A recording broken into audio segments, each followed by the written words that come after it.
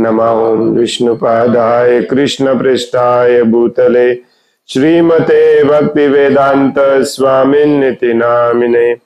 नमस्ते सारस्वती देवे गौरवाणी प्रचारिणे निर्विशेष शून्यवादी पाश्चात्य देशतारिणे। जय श्री कृष्ण चैतन्य प्रभु नित्यानंद श्री अद्वैत गदाधर श्रीवासादि गौर भक्त वृंद। हरे कृष्ण कृष्ण कृष्ण हरे हरे, हरे राम राम राम हरे हरे। मुखं करोति वाचालं पंगुं लंघायते गिरिं यत्कृपातमहं वन्दे श्रीगुरुं दीनतारिणम्। हरे कृष्ण। श्रीमद भगवद गीता जशी आहे तशी, भाषांतर आणि तात्पर्य कृष्ण कृपामूर्ती श्री श्रीमद AC भक्तिवेदांत स्वामी प्रभुपाद यांच्या द्वारे आपण वाचत आहोत। अध्याय 9वा, राजविद्या राजगुह्य योग परम गोपनीय ज्ञान। आणि आज आपण वाचणार आहोत श्लोक नंबर 27।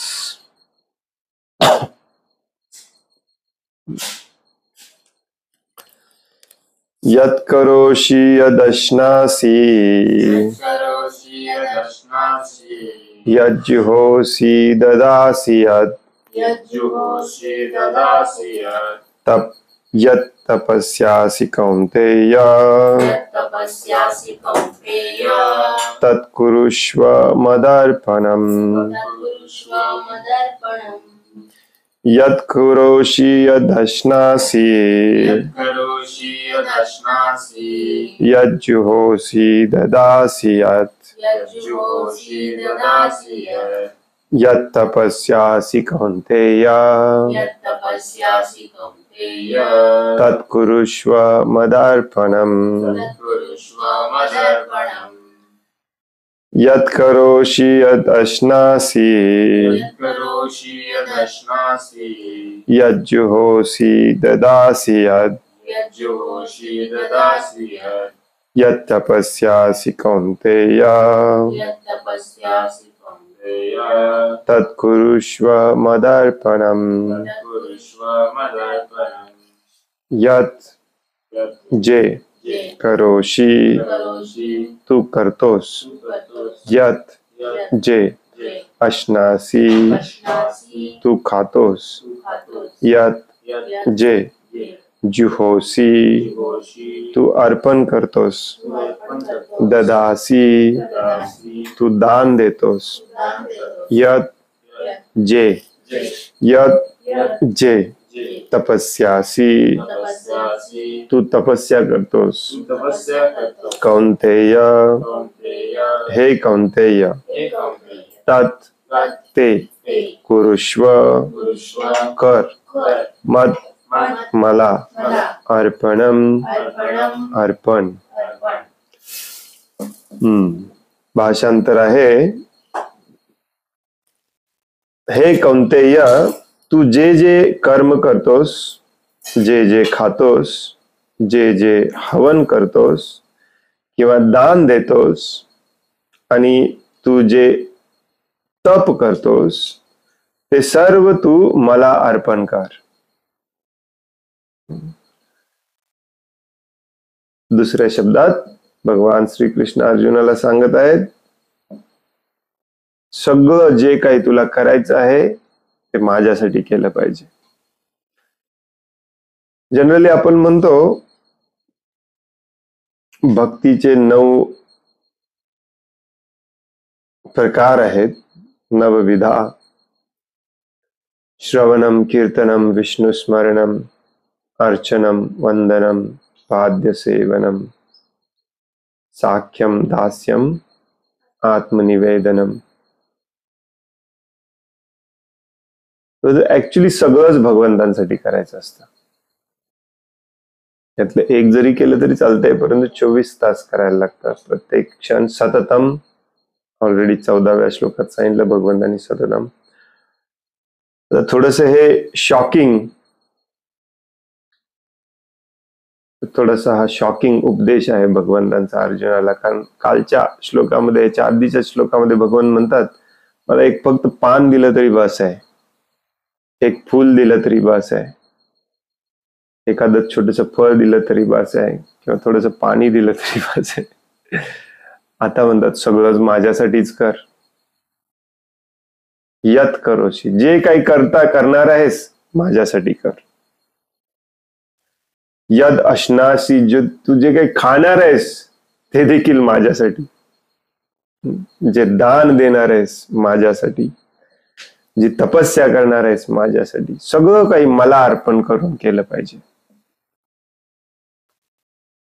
आणि यालाच म्हणतात भगवंतांना शरण जाणे, हो की नाही. कालच्या श्लोकामध्ये भगवंतांना सांगायचा हा उद्देश होता भगवंतांचा, की माझ्याबद्दल अतिशय प्रेम असलं पाहिजे तुझ्या मनामध्ये. मग तिथे काय देतोस किंवा काय करतोस हे महत्वाचं नाही. आणि मग प्रेमाचा अर्थ आजच्या या श्लोकामध्ये भगवंत सांगतात की तुझं संपूर्ण जीवनच माझ्यासाठी तू अर्पण केलं पाहिजेस. आत्मनिवेदनम, मराठीमध्ये कधी कधी आपण म्हणतो आत्मसमर्पण करणे.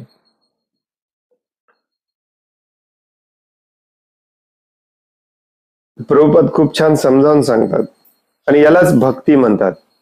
या स्टेजलाच भक्ती सुरू होती आपली ऍक्च्युली. त्याच्या आधी फक्त आपण प्रयत्न करत असतो त्या स्टेजला जायचं. श्रील प्रभुपाद सांगतात, याप्रमाणे प्रत्येकाचे कर्तव्य आहे की त्याने जीवनाला असे वळण दिले पाहिजे जेणेकरून त्याला कोणत्याही परिस्थितीत श्रीकृष्णांचे विस्मरण होणार नाही. इंग्लिश मध्ये ऍक्च्युली प्रभुपाद लिहितात, you should mould your life in such a way that you will always remember nothing but Krishna. Mould म्हणजे काय? घडी, घडवणे किंवा घडी बसवणे. जीवनाची घडी अशा पद्धतीने बदलली पाहिजे. इथे त्यांनी भाषांतर करताना असं लिहिलंय की जीवनाला असे वळण दिले पाहिजे. म्हणजे जीवनामध्ये आता आपण ज्या गोष्टी करतोय ना, त्या जर तुम्हाला भगवंतांचं स्मरण करायला मदत करत नसतील, किंवा मदत नाही, विस्मरणाचं कारण बनत असतील, तर ते तुम्ही बंद केलं पाहिजे आणि अशा गोष्टी केल्या पाहिजे ज्याच्यामुळे भगवंतांचं तुम्हाला सदैव स्मरण होईल. सदैव.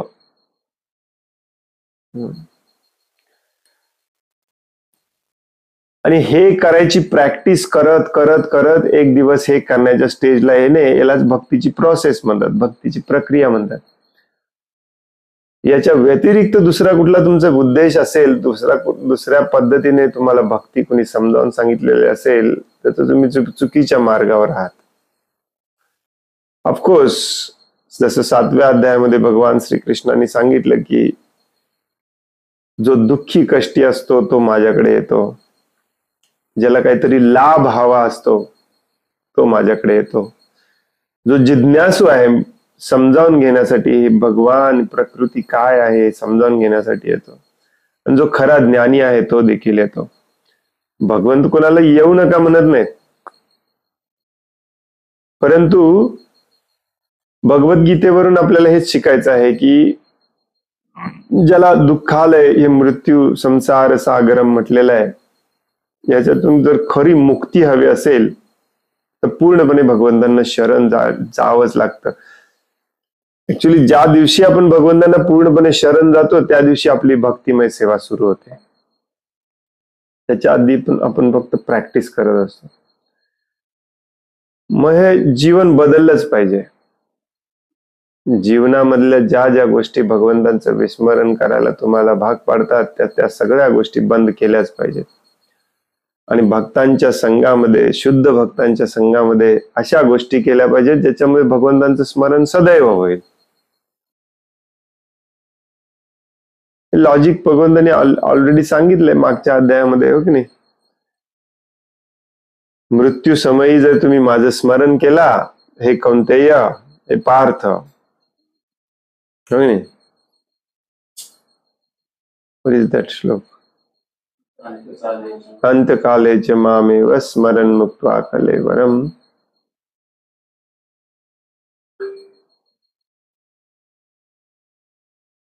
तर तू माझ्याकडे येऊ शकतोस, माझी प्राप्ती तुला होऊ शकते.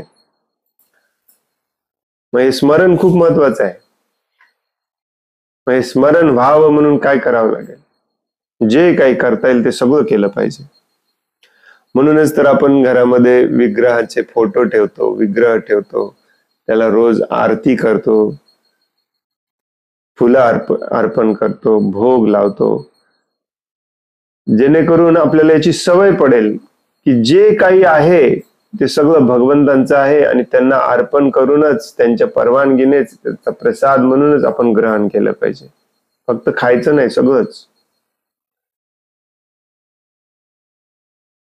घरामध्ये मग आपण फोटो लावतो भगवंतांचे इकडे तिकडे, हो नाही? ड्रेस आपण तसा घालतो, तिलक लावतो, कंठीमाळ घालतो.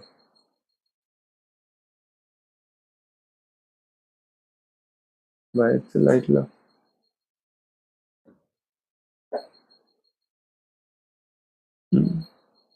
आपले वही, पेन, पेन्सिल वगैरे, किचन, जेणेकरून भगवंतांचं सदैव स्मरण होईल आपल्याला.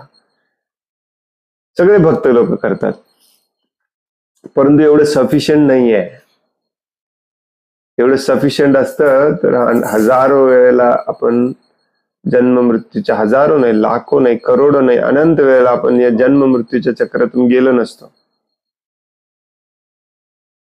भौतिक आसक्ती आपली इतक्या लवकर जात नाही. फक्त आपण किचन बदलला, भगवान श्रीकृष्णांची मूर्ती असलेला, म्हणजे आपल्याला भगवंतांचं स्मरण होईल. या भौतिक आसक्तीच्या पोटी ते किचन कुठे पडलेलं असते माहिती नाही, आपण दुसरंच काम करत असतो. या भौतिक जगामधल्या या शरीराशी संबंधित वस्तू, व्यक्ती आपल्याला इतकी प्रिय असते की आपण भगवंतांना विसरून जातो. म्हणून सगळ्यात महत्वाचं काम आहे ते म्हणजे कामच भगवंतांसाठी करायला लागले. म्हणून इथे या श्लोकात स्पष्टपणे सांगतात भगवान, यत करोशी. पहिला शब्द खूप महत्वाचा आहे. जे काही करणार आहेस ना, ते माझ्यासाठी कर. काही काही लोक याचा चुकीचा अर्थ काढतात. त्यांना वाटतं की याचा अर्थ जे काही जॉब करायचं आहे ते कर आणि त्यातले आलेले पैसे भगवंतांना दे.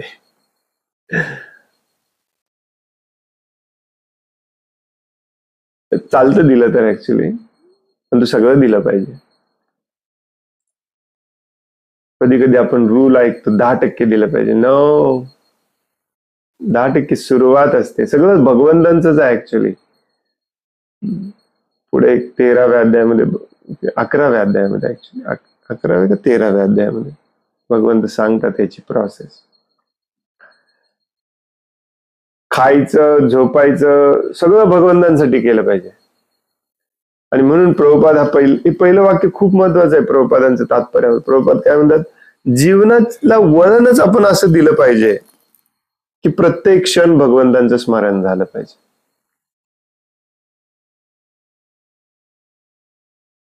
मग विचार करा तुम्ही काय काय करावं लागेल आणि काय काय बंद करावं लागेल,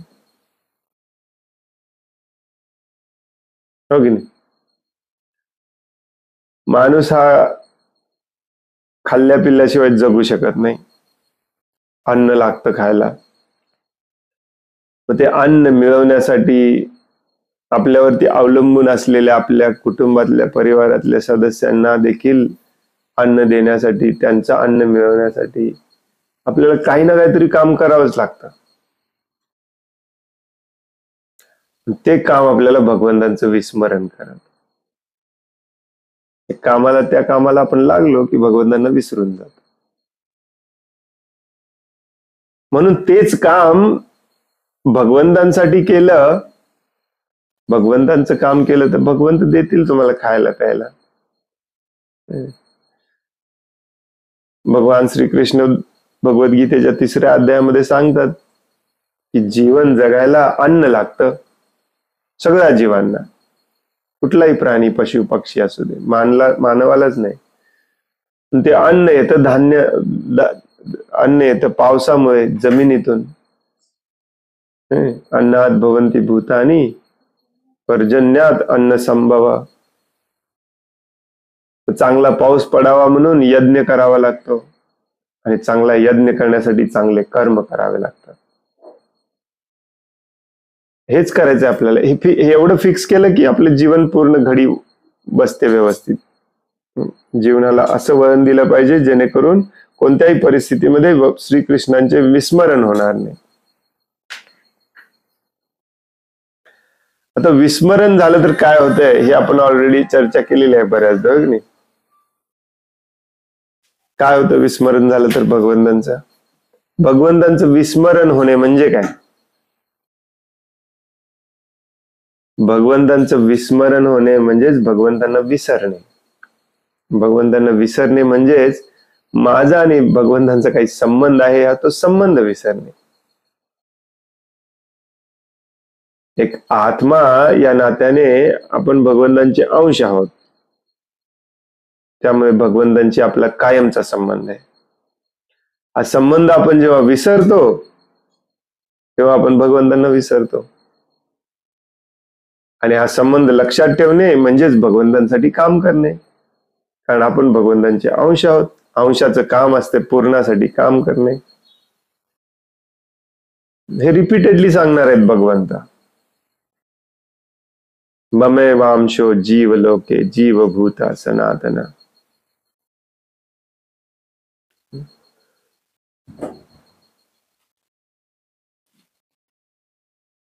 म्हणजेच भगवंतांना विसरणे म्हणजेच मी शरीर आहे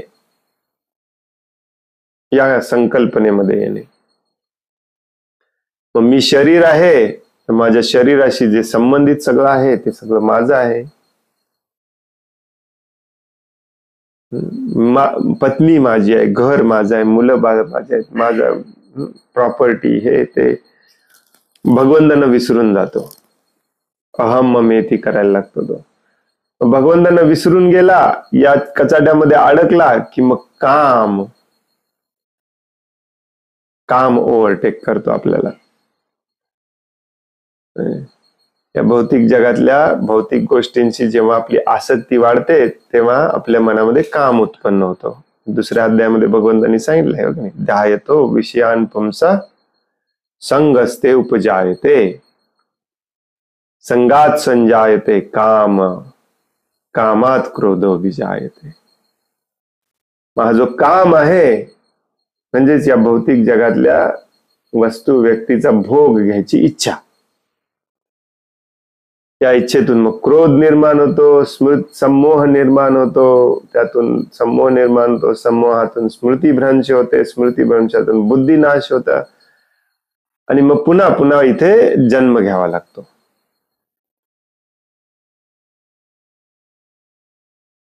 यालाच म्हणतात पतन होणे किंवा मायेच्या कचाट्यामध्ये अडकणे. ऑलरेडी सांगितलंय भगवंतांनी, या मायेच्या कचाट्यात जो कोणी अडकलेला असतो त्याला जर बाहेर पडायचं असेल तर मला शरण यावं लागेल. वेगवेगळ्या पद्धतीने भगवंत समजावून सांगतात भगवद्गीतेमध्ये, परंतु मेसेज तोच आहे, हो की नाही? दैवी येशा गुणमयी मम माया दुरुत्तया. माझी ही माया जी आहे ती 3 गुणांनी बनलेली आहे, सत्व रज तम गुणांनी. आणि या सत्व रज तम गुणांच्या साखळींमध्ये प्रत्येक जीवाला अडकून ठेवलेलं असतं आणि तो या दैवी माया शक्तीच्या या बंधनातून सुटू शकत नाही, भगवंत सांगतात 7व्या अध्यायामध्ये. परंतु जर मला शरण आला, मामे वये प्रपद्यन्ते, मला जर शरण आला तर तो अगदी आरामात इथून सुटू शकतो. तर तेच वेगळ्या पद्धतीने आजच्या श्लोकात सांगितले. मला शरण येणे म्हणजे काय? माझ्यासाठी काम करणे, माझ्यासाठी खाणे, माझ्यासाठी झोपणे, माझ्यासाठी दान करणे, माझ्यासाठी तपस्या करणे, जे जे काही करायचं आहे ते सगळं माझ्यासाठी करणे. सगळं प्रभूजी, यस सगळं. भगवंत तर फक्त इथं खायचं, झोपायचं, खायचं, करायचं दान तपस्या एवढंच लिहितात. हा, म्हणूनच म्हणतात जे जे काही करायचंय ते सगळं मला अर्पण करून केलं पाहिजे. मग हे जर करायचं असेल ना, तर आपण जीवन बदलणे खूप गरजेचं आहे. जीवनाची पूर्ण घडी बदलली पाहिजे. आजपर्यंत कुणी काही भक्ती केली नाही का? तुमचे प्रभूजी सांगतात जे आहे ते करत भक्ती करा.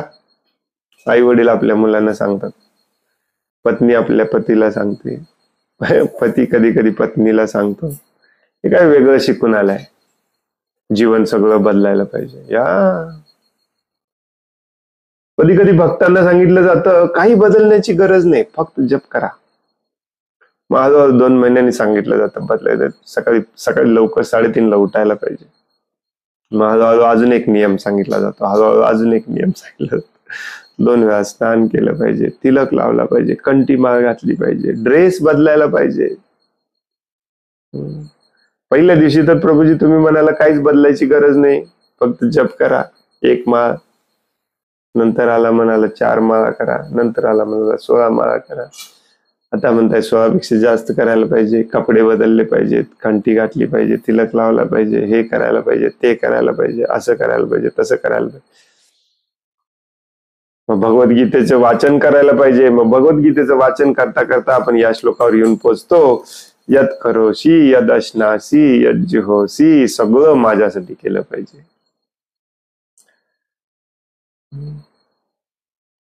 तसं जर तुम्हाला सांगितलं नसतं तर पहिल्याच दिवशी तुम्ही पळून गेला असता, आलाच नसता. ही प्रोसेस आहे. या प्रोसेस मध्ये जप करण्याची ही प्रोसेस आहे, परंतु या जप करण्यामध्ये हळूहळू आपलं हृदय शुद्ध स्वच्छ होत जातं. त्याच्यातली काम क्रोध हे सगळं निघून जातं. मग आपोआप भगवंतांना आपण शरण जातो. ऍक्च्युली त्याच्यासाठी श्रवण खूप महत्वाचं आहे. प्रभुपाद सांगतात इथे पुढे, सर्वांना प्राणधारणार्थ कर्म करावेच लागते. म्हणजे जिवंत राहण्यासाठी काही ना काहीतरी काम करावं लागतं. सर्वांना जिवंत राहण्यासाठी काही ना काहीतरी काम करावं लागतं, साध्या मराठीने. आणि या श्लोकात भगवंत सांगतात की मनुष्याने सगळी कामं, सर्व कर्मे त्यांच्या प्रित्यर्थ केली पाहिजेत. सर्वांना जगण्याकरता काहीतरी खावेच लागते, म्हणून मनुष्याने कृष्ण प्रसादच खाल्ला पाहिजे. कोणत्याही सुसंस्कृत मनुष्याला काहीतरी धार्मिक कर्मकांड करावेच लागतात, म्हणून श्रीकृष्ण सांगतात की हे सर्व माझ्यासाठी कर. यालाच अर्चन असे म्हटले जाते. पूजा भगवंतांची करा. हे रिपीटेडली सांगितलंय. 9व्या अध्यायाच्या शेवटच्या श्लोकामध्ये भगवंत सांगतात, जो सगळ्याचा सार आहे. काय सांगतात?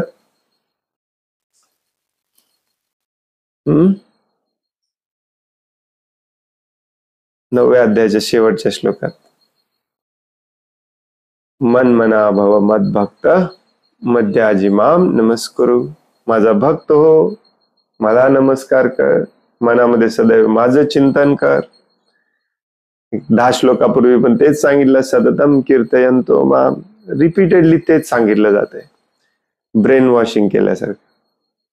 पण तू इतक्या वेळेला वॉशिंग मशीन चालू ठेवून पण आपलं ब्रेन काही वॉश होत नाही. त्या भौतिक जगामध्ये, भौतिक आसक्तीमध्ये आपण गुंतलेलो आहे. मग भगवंतांना जर तुम्ही खरोखर मानत असाल तर हे भगवंतांचे उपदेश तुमच्यासाठी आहेत. श्री भगवान वाच. तुम्ही चिंतन केलं पाहिजे, याच्यावरती मनन केलं पाहिजे. आपल्या गुरुला, आपल्या मार्गदर्शकाला जाऊन विचारलं पाहिजे, प्रभूजी सगळं भगवंतांसाठी कसं करता येईल सांगा. तुमचे कोणी गुरु असतील, गुरु महाराज, गुरुजी, सांगा आम्हाला हे सगळं भगवंतांसाठी कसं करायचं. जीवन समर्पण भगवंतांसाठी कसं करायचं. जगलं तर पाहिजे, खायला तर पाहिजे, कपडे तर पाहिजेत, निवारा पाहिजे, डोक्यावरती छत पाहिजे, कसं करायचं. आणि मग काम तर केलंच पाहिजे. काम काय करायचं. आमच्या क्लासला जे नवीन नवीन भक्त येतात ना, ते पहिल्यांदा हे ऐकून पहिल्यांदा त्यांना शॉक बसतो. काही बरेच लोक विचारतात, प्रभूजी 24 तास भगवंतांसाठी काम करायचं म्हणजे नक्की करायचं काय. बऱ्याच ठिकाणी मला अशा प्रश्न मिळतो ऍक्च्युली. मला अजूनही आठवतंय, मी इचलकरंजीमध्ये पहिल्यांदा लेक्चर द्यायला गेलो होतो, तेव्हा हे वाक्य ऐकल्यावरती सगळे असे झाले होते.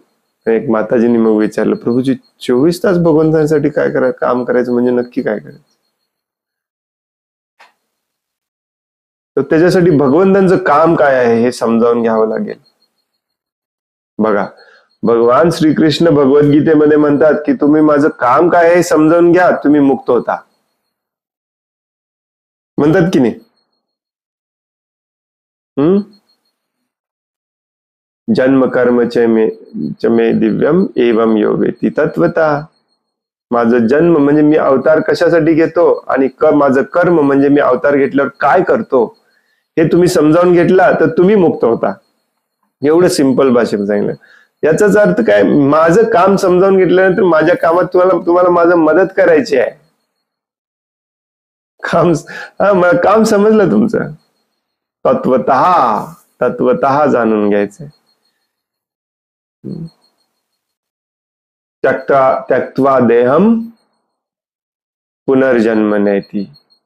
त्याला पुन्हा जन्म घ्यावा लागत नाही. माम येती. मग पुन्हा जन्म घेतल्यावर प्रॉब्लेम काय, म्हणून सगळं समजावून सांगतात भगवंत परत. कारण हा श्लोक कुठे येतो? 4थ्या अध्यायात येतो. जन्म कर्मचे मे दिव्य. माझं कर्म काय समजावून घ्या, तुम्ही मुक्त होता. 4थ्या अध्यायात सांगतात.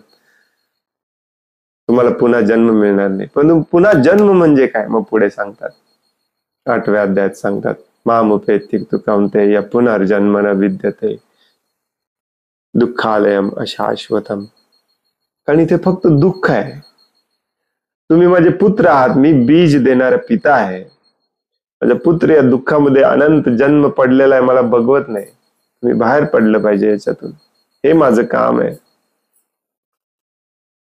माझ्या कामात जो मला मदत करतो तो इथून बाहेर पडतो. 18व्या अध्यायात सांगतात. हे सगळ्याच लिंक, डॉट्स कनेक्ट करता आले पाहिजेत तुम्हाला. नसेल तर मग काय, रोजचं इकडून ऐकायचं आणि इकडून सोडून द्यायचं, हो की नाही? त्यातलाच हा एक श्लोक आहे जे स्पष्टपणे भगवंत सांगतायत की तुला हे काही सगळं समजत नसेल, माझ्यावर विश्वास असेल, मी भगवान आहे, तुझा देव आहे, तुझा स्वामी आहे, तुझा प्रभू आहे, माझ्यासमोर तू रोज दंडवत प्रणाम करतो, तर डायरेक्टली मी सांगतोय ते ऐक. यत करोशी, जे करतोस ते माझ्यासाठीच कर. सगळं जे खातोस ते माझ्यासाठी खा, झोपतोस माझ्यासाठी झोप. जे काही करायचंय तुला, दान धर्म करायचंय, धार्मिक विधिविधान करायचे आहेत, माझ्यासाठी कर. माझी पूजा कर. तुला पूजा करावीशीच वाटते ना, माझी पूजा कर. मध्याजिमाम, याच अध्यायामध्ये शेवटी म्हणतात मध्याजी म्हणजे माझी पूजा कर. दान धर्म करायचंय माझ्यासाठी कर. तपस्या करायची आहे माझ्यासाठी कर. डायरेक्टली आपण ऐकायचं. परंतु ज्ञान घ्या, समजत नाही. डायरेक्ट उपदेश दिलाय, समजत नाही. असं कसं काय? आता आपल्यापैकी बरेच जण आहेत जे 5व्यांदा 6व्यांदा भगवद्गीतेचं वाचन श्रवण करतायत. आपलाच हा क्लास कितव्यांदा आहे? 3ऱ्यांदा का 4थ्यांदा चालू आहे. पहिल्या वेळेपासून आपले काही भक्त पहिल्या भगवद्गीतेपासून आहेत. त्यांनी हा उपदेश भगवान श्रीकृष्णांचा कितीतरी वेळा ऐकलाय. जे काही करायचे माझ्यासाठी कर. प्रॉब्लेम जर असेल त्याच्यामध्ये तर तो प्रॉब्लेम तुम्ही सॉल्व्ह केला पाहिजे. कारण तुमच्याकडे वेळ नाही आहे. माणसाला असं वाटतं की माझ्याकडे भरपूर वेळ आहे. भगवान श्रीकृष्ण सांगतात ठीक आहे, पुढच्या वर्षी करूया. असं पुढच्या वर्षी करत करत डोक्यात मग एक दिवस विचार येतो, पुढच्या जन्मी करूया. काय गॅरंटी आहे पुढच्या जन्मी भगवान तुम्हाला माणसाचा जन्म मिळेल? प्रभुपादांनी सांगितलंय गॅरंटीड माणसाचा पुढचा जन्म मिळणार आहे. बिलकुल नाही सांगितलेलं. अमोल प्रभूजी नाहीत वाटतं. मी काल जे भाषांतर अमोल प्रभूजींनी केलेलं मी चेक करत होतो ना, त्याच्यामध्ये प्रभुपाद स्पष्टपणे सांगतात पुढच्या जन्मात तुम्ही माणूस व्हाल की नाही याची गॅरंटी नाही. No guarantee. प्रभुपाद स्पष्टपणे सांगतो. मग हे भगवंतांचे उपदेश आपण लवकरात लवकर स्वीकारले पाहिजेत, हो की नाही? प्रत्येकामध्ये दान देण्याची प्रवृत्ती असते, म्हणून श्रीकृष्ण म्हणतात, हे दान मला दे. याचा अर्थ असा आहे की अतिरिक्त धनसंपत्तीचा कृष्ण भावनामृताच्या आंदोलनाचा प्रसार करण्यासाठी विनियोग केला पाहिजे. ऍक्च्युली सगळंच भगवंतांसाठी वापरलं पाहिजे, परंतु ऍटलिस्ट तुमच्याकडे जे एक्स्ट्रा संपत्ती आहे ती भगवंतांच्या कामासाठी लावा. भगवंतांचं काम भगवंत भगवद्गीतेतच सांगतात, परित्राणाय साधूनाम विनाशाय च दुष्कृताम धर्म संस्थापनार्थाय संभवामी युगे युगे. समाजामध्ये जे साधू लोक आहेत त्यांच्या रक्षणासाठी, जे दुष्ट बदमाश लोक आहेत त्यांना संपवण्यासाठी, आणि धर्माची पुन्हा स्थापना करण्यासाठी, जे अधार्मिक आहेत त्यांचा अधर्म थांबवण्यासाठी. मग भक्तीचा प्रचार करणे हे भगवंतांचं काम आहे, आणि त्याच्यामध्ये तुम्ही काम करणे हे तुम्ही भगवंतांच्या कामामध्ये मदत करणे. कशाही पद्धतीने मग तुम्ही करू शकता, हो की नाही?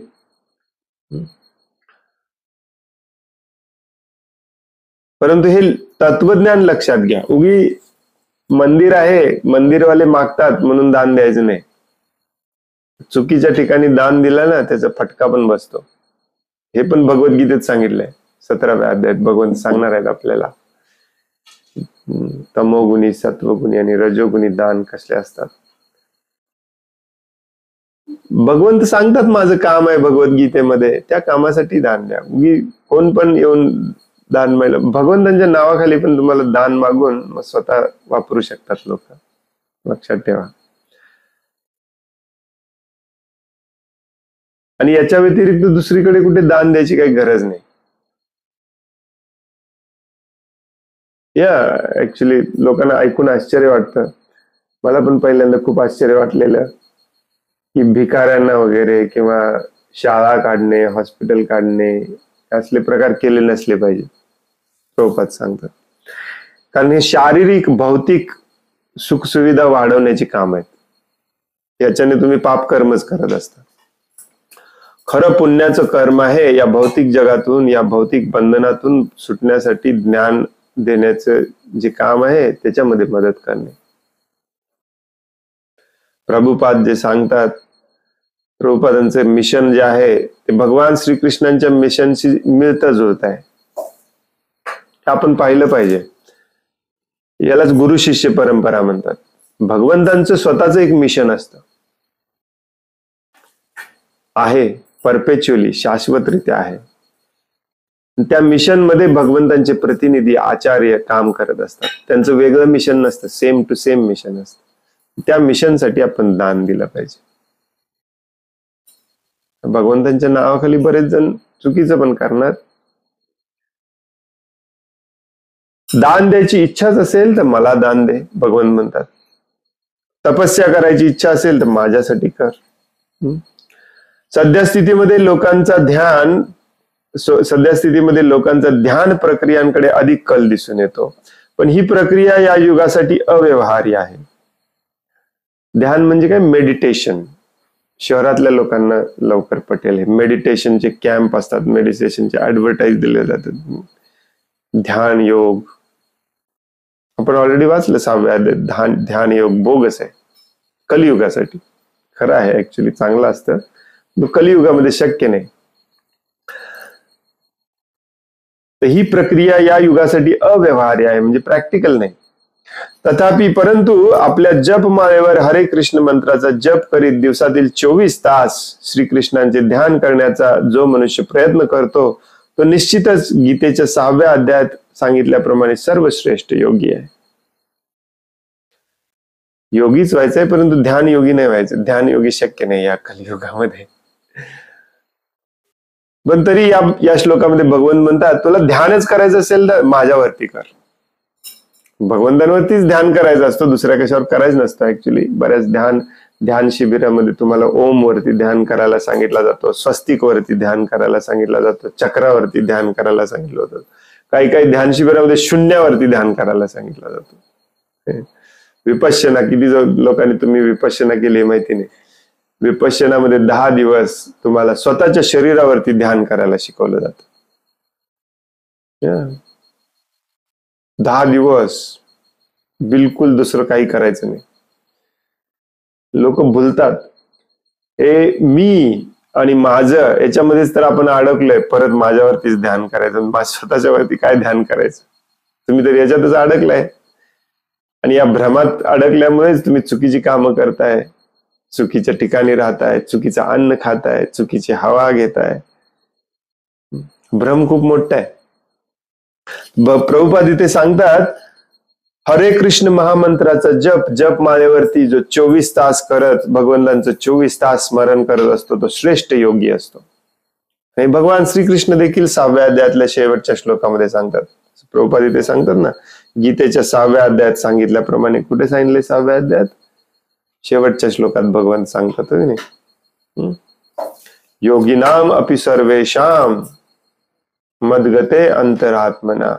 सर्व योग्यांमध्ये सर्वश्रेष्ठ योगी तोच असतो जो अंतरात्म्यामध्ये सदैव माझं स्मरण करत असतो. श्रद्धावान, त्याला श्रद्धावान म्हटले भगवंतांनी. श्रद्धावान भजते यो माम, सदैव माझी सेवा करत असतो. भजते म्हणजे सेवा करत असतो. श्रद्धावान. What is the next line? भजते यो माम. There is a Dhrida Vrata is there in that. Tame Mata.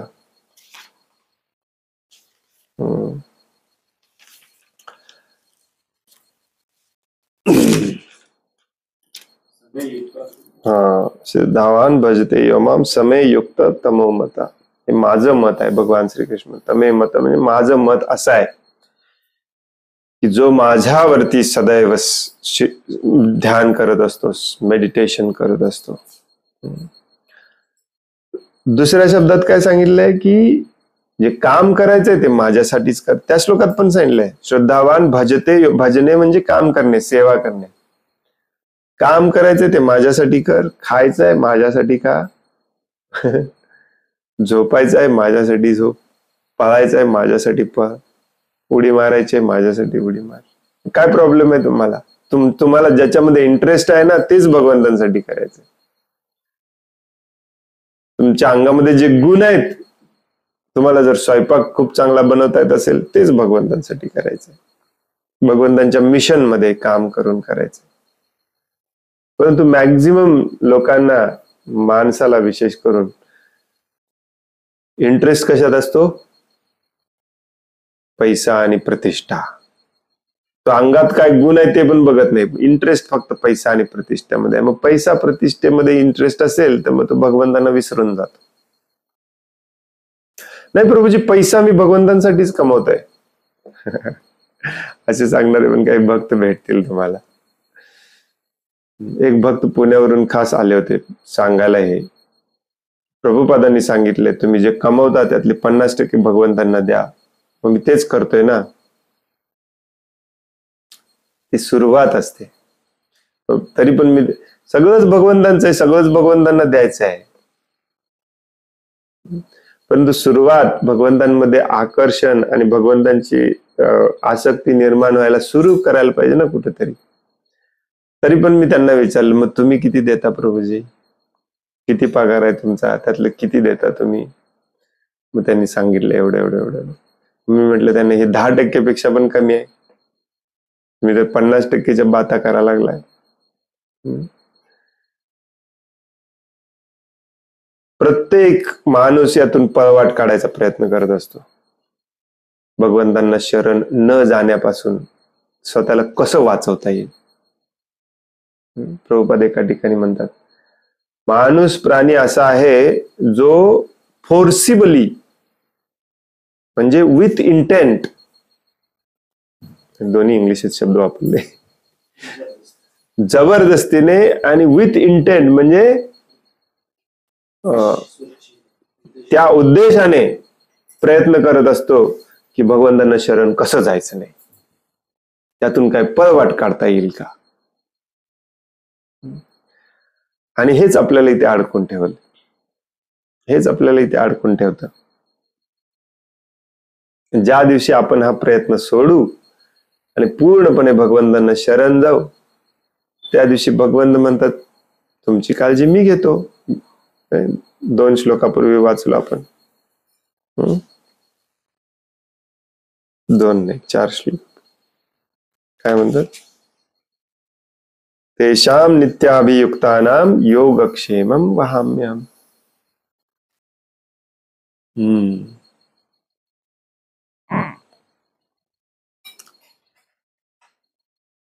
जर तुम्हाला कोणी असे भेटले सांगणारे, नाही प्रभुपादांनी सांगितलंय जे करताय ते करत राहा, त्यातले फक्त 10% भगवंतांना द्या, ते पण आमच्या संस्थेला द्या, वगैरे वगैरे, त्यांना हा श्लोक काढून दाखवा. यत करोशी यद अश्नासी यद जुहोसी ददासी यत तपस्यासी कौंतेय तद कुरुष्व मदार्पणम. सगळं भगवंतांसाठी केलं पाहिजे. काही नवीन भक्त आहेत, माहिती नाही नवीन भगवद्गीता क्लास जॉईन केलेत आहेत की नाही माहिती नाहीत, किंवा जे ऑनलाईन ऐकत असतील, तुम्हाला कदाचित हे शॉकिंग आणि विचित्र आणि भयानक वाटेल ऐकायला, परंतु आपण 9व्या अध्यायात आहोत, लक्षात ठेवा. पहिल्या 8 अध्यायामध्ये हळूहळू हळूहळू भगवंतांनी तुमची तयारी करून घेतलेली आहे. आता हे तुम्ही हे स्वीकारलं पाहिजे, भगवंतांचा हा निर्देश, की जे काही करायचं आहे ते माझ्यासाठीच कर.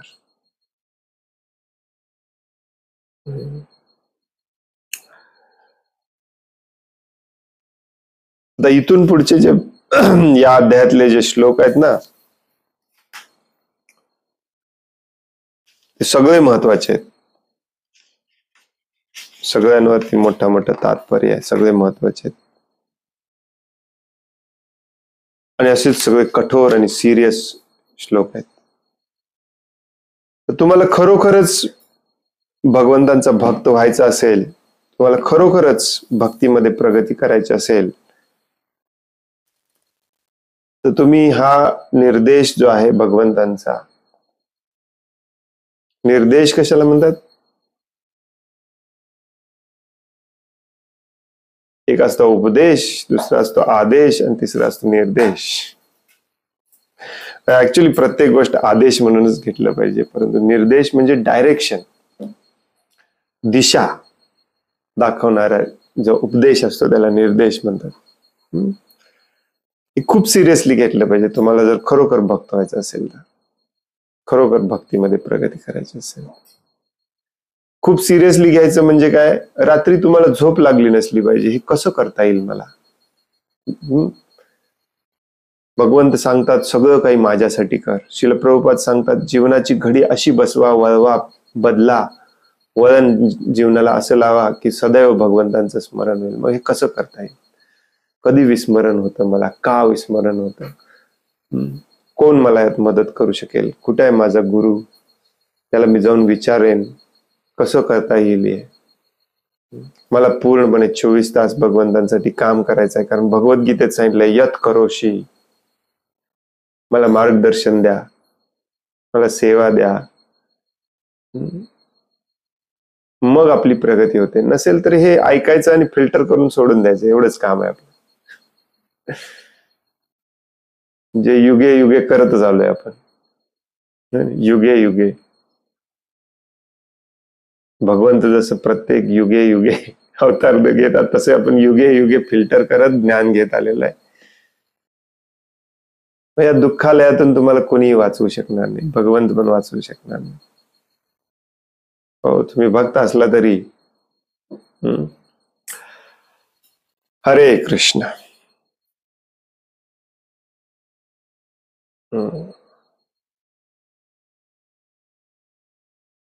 कोणाला काही प्रश्न आहे, काही सांगायचं आहे?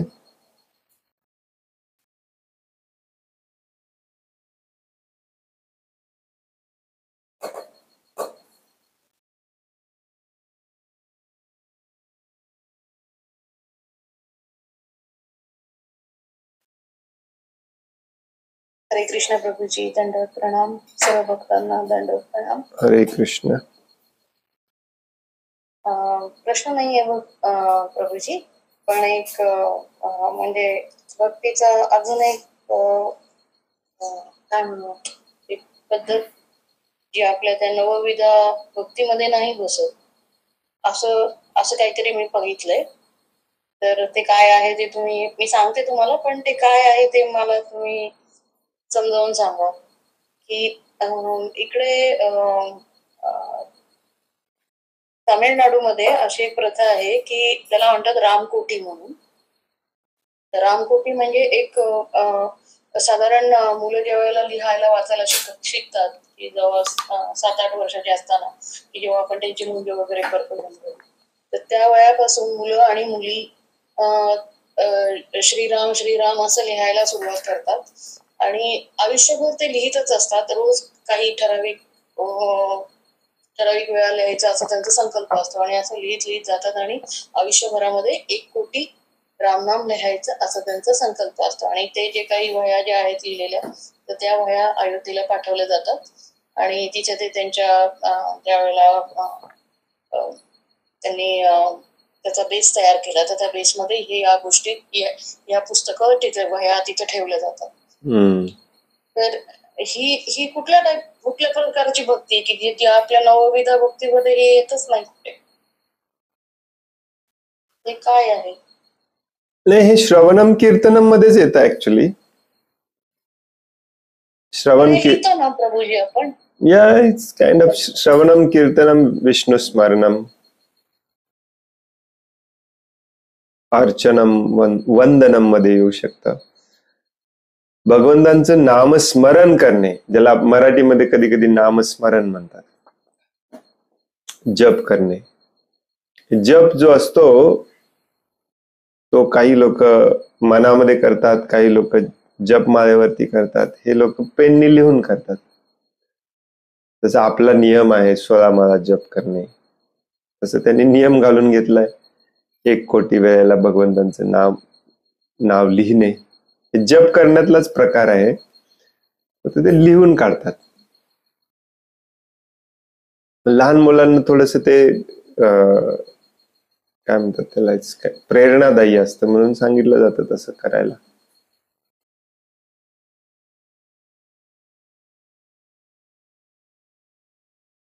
आता हे जसं श्रवणम कीर्तनम म्हटलेलं आहे ना, कीर्तनमचा अर्थ, कीर्तनम मध्ये बरंच काही येतं. जप तुम्ही रोज जप करता ते पण कीर्तन मध्येच येतं. एकटं कीर्तन करण्याला जप म्हणतात, सगळ्यांनी मिळून कीर्तन करण्याला संकीर्तन म्हणतात. तर हे लिहिणे हा प्रकार त्याच्यामध्येच येतो. जसं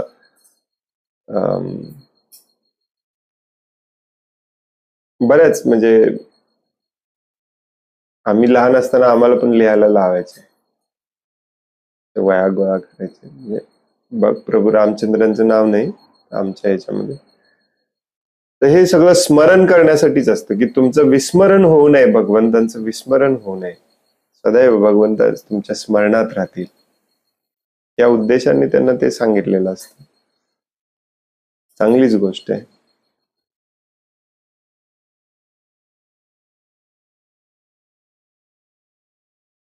साऊथ इंडियामध्ये म्हणजे सॉरी, साऊथ इंडियामध्ये सगळ्यांची नावं पण देवी देवतांची आणि भगवंतांची नावं असतात. आई वडिलांची नावं पण तशीच असतात, मुलांची पण नावं तशीच असतात. केशव मूर्ती, गणेश चंद्रन, सुरेश, व्यंकटेश, ते लोक अजूनही मानतात. बरेच तिकडे अजून हे आहे. असं काही जनरलाइज करू शकत नाही आपण साऊथ नॉर्थ इंडियामध्ये वगैरे, असं अजूनही आहे भरपूर तिकडे साऊथ इंडियामध्ये.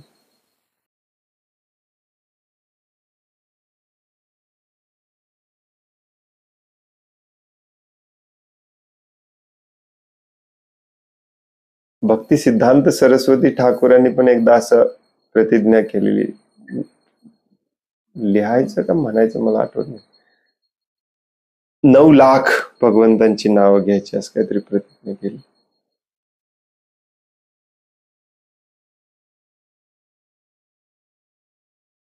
हे श्रवण कीर्तन मध्येच येतं ऍक्च्युली.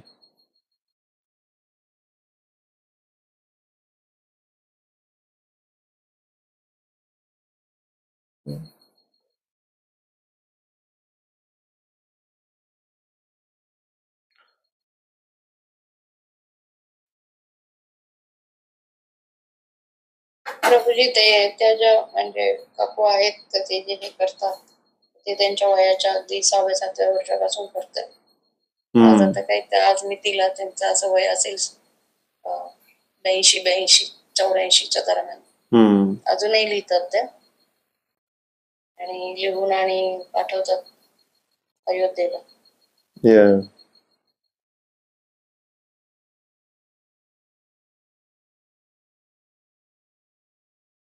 व्हेरी गुड, खूप चांगली एंगेजमेंट असते ऍक्च्युली. पूर्वीच्या जनरेशन मधले जे लोक होते ना ते खूप साध्या मनाचे होते. त्यांना एकदा काही सांगितलं ना ते आयुष्यभर करायचे. या आधुनिक सायन्सच्या युगातले लोकांना सगळं सायंटिफिकली प्रूव्ह करून दाखवायला लागतं मग करतात. मग त्यांचं वय एवढं झालं तरी अजून त्यांनी जो पण लहानपणी घेतलेला आहे तो कंटिन्यू करतायत.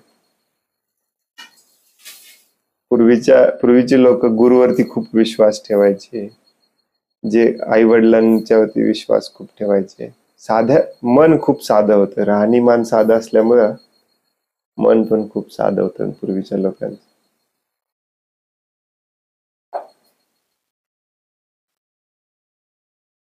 ती पिढी संपत आली.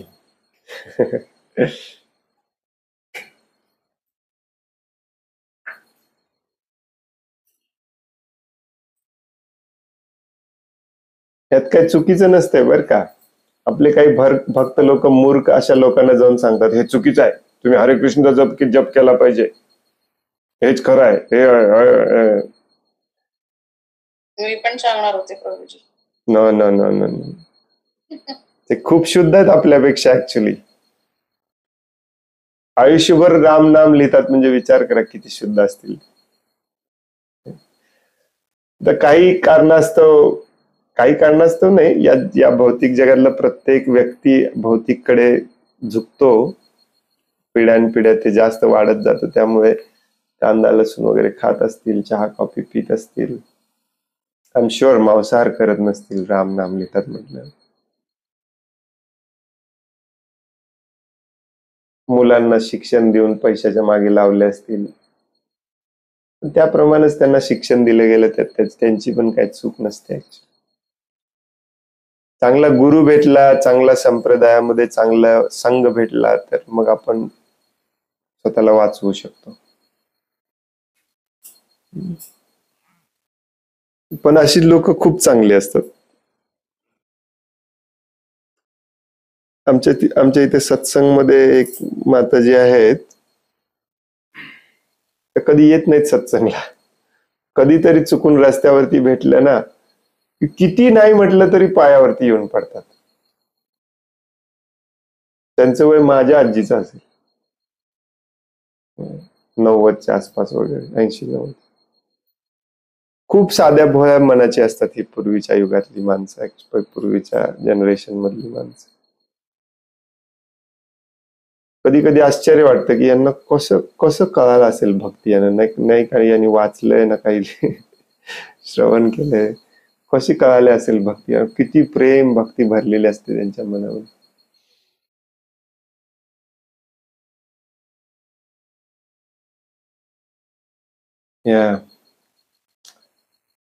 परंतु आज जीवन खूप कठीण आहे, आपल्याला आपलं जीवन बदलायलाच लागणार आहे. आधुनिकतेमध्ये आपण आपला साधेपणा टिकवून ठेवू शकत नाही. भगवद्गीतेचं आचरण आपल्याला करावंच लागेल. जे काही करायचं ते सगळं भगवंतांसाठी करणे. हरे कृष्ण. खूप खूप धन्यवाद. वांछा कल्पतरुभयश्च कृपा सिंधुभ्य एव च पतितानां पावनेभ्यो वैष्णवेभ्यो नमो नमः. अनंत कोटि वैष्णव वृंद की जय. वैष्णव ठाकुर शिल प्रभुपाद की जय. भगवद गीता जशी आहे तशी की जय. हरे कृष्ण.